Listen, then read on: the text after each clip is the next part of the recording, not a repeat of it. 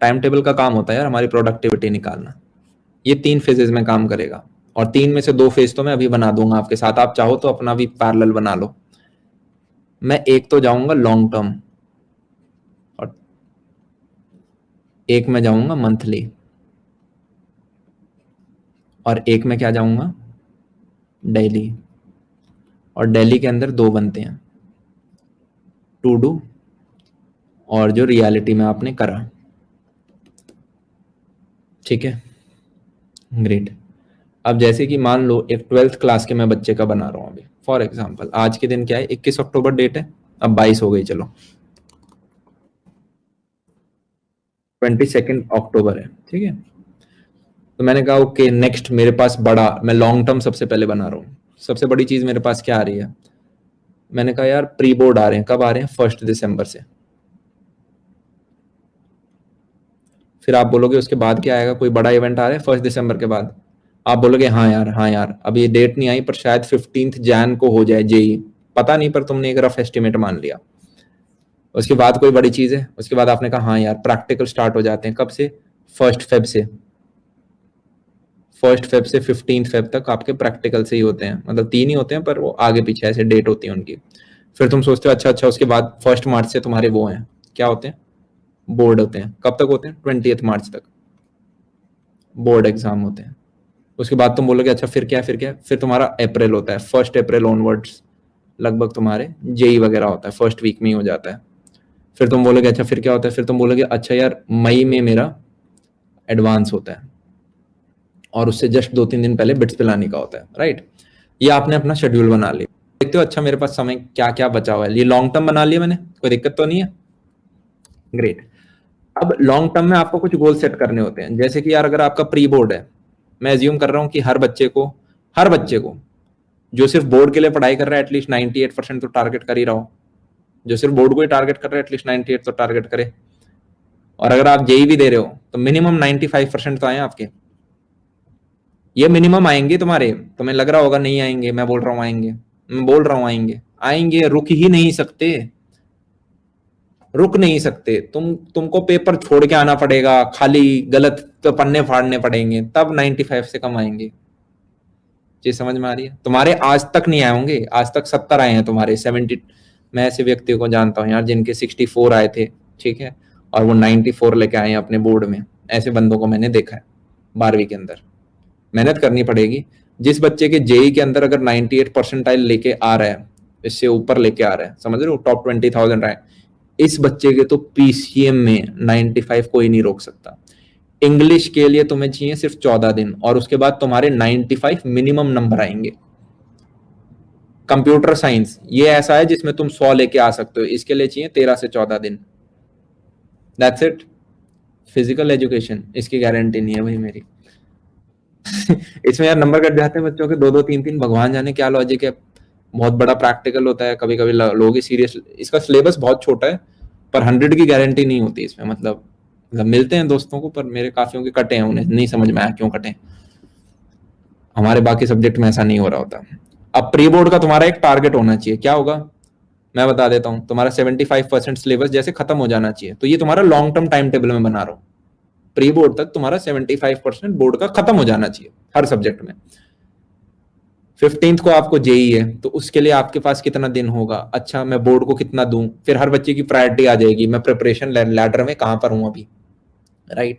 ये आपने long term बनाया। काफी बार क्या होता है व्यक्ति देखता नहीं है कि यार टाइम है नहीं मेरे पास, 15 के बाद प्रैक्टिकल स्टार्ट है, फिर बोर्ड स्टार्ट है और फिर ये है, समय तो है ही नहीं।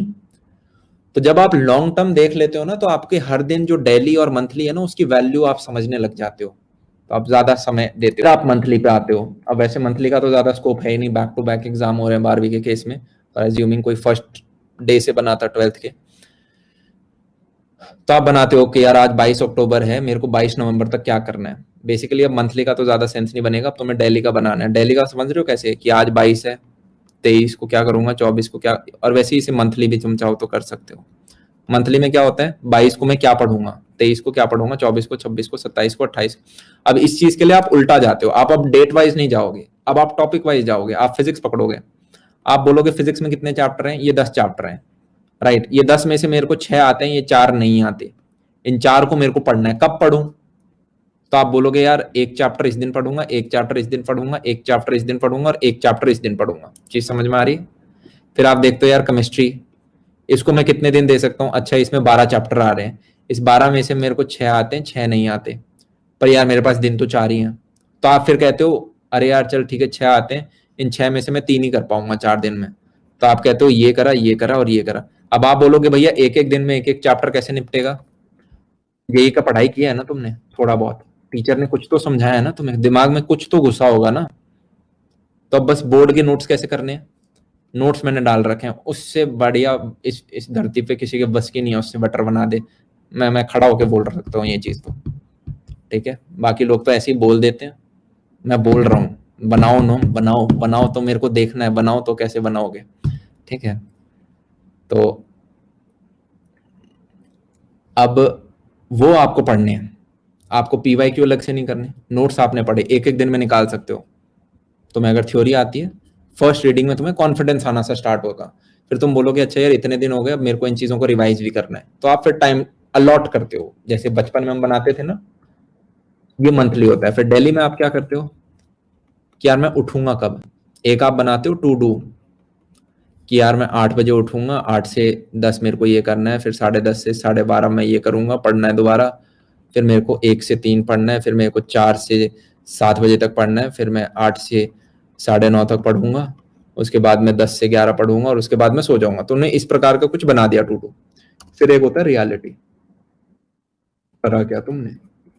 तुम बोलते हो मैं तो 8:30 उठा, मैं 8:30 से 10 पढ़ा, फिर तुम बोलते हो अच्छा फिर मैं 11 से 12 पढ़ा, फिर मैं 1 से 3 पढ़ा, फिर मैं 4 से 7:30 पढ़ गया, ज्यादा पढ़ गया मैं, फिर मैं पढ़ा ही नहीं, फिर मैं सो गया, ठीक है, या कुछ भी तुमने। तो अब इसमें तुम देखते हो कि इन दोनों को फिर कंपेयर करना होता है यार, ठीक है, कि यार गलती कहाँ पे हो रही है। और इसमें आप ऐसा मत सोचो कि मेरे को गिल्ट मिल रहा है। लोग पता है टाइम टेबल इसलिए नहीं बनाते क्योंकि उन्हें अपनी असली औकात पता चल जाती है कि टीचर की जो कमी है, राइट, क्या बोल रहा हूं मैं, कि जो मेरी प्रिपरेशन में कमी है वो बेसिकली मेरी कमी है। और ये एक रियलिटी होती है जो हर बच्चा फेस करने से डरता है, तो टाइम टेबल ही नहीं बनाता। बनाओ ना, तुम्हें ही तो पता चल रहा है, दुनिया को थोड़ा ना बता रहे हैं ये उठा ही नहीं नालायक, 8:30 उठा, ये 8 उठना था, इसे तुम्हें देखना है। सिर्फ 3 चीजें हटानी है लाइफ से, मैं बता देता हूँ। मोबाइल, मैं एज्यूम कर रहा हूँ लड़की के चक्कर में तो तुम फंसे नहीं होगे, या लड़कों के चक्कर में, लड़कियों में दिमाग होता है वो नहीं फंसती, लड़के ही होते हैं पागल, राइट। वो तो हो ही ना भाई, वो है तो भाई फिर तो कोई नहीं बचा सकता तुम्हें। और तीसरा कि भाई फ्रेंड फैमिली, निश्ते नाशे, खून के दोस्त, ये फ्रेंड फैमिली, ये सब भूल जाओ, आग लगा दो इनको। भी आग नहीं लगाना मतलब, पर किसी से बात नहीं करनी है, खुद के भाई के शादी में नहीं जानी है तुम्हें, समझ में आ रही है? बहुत काम आएगा, राइट।